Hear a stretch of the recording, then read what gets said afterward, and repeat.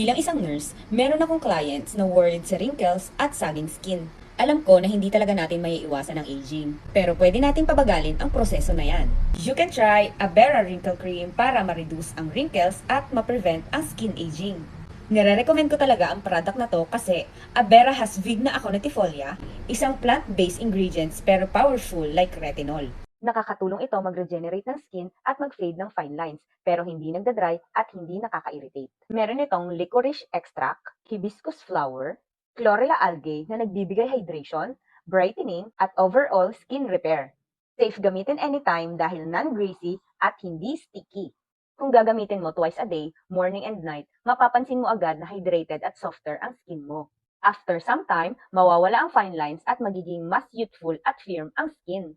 Based on my experience, Abera ay hindi lang basta moisturizing sa surface, kundi nakaka-rejuvenate talaga ng skin from within.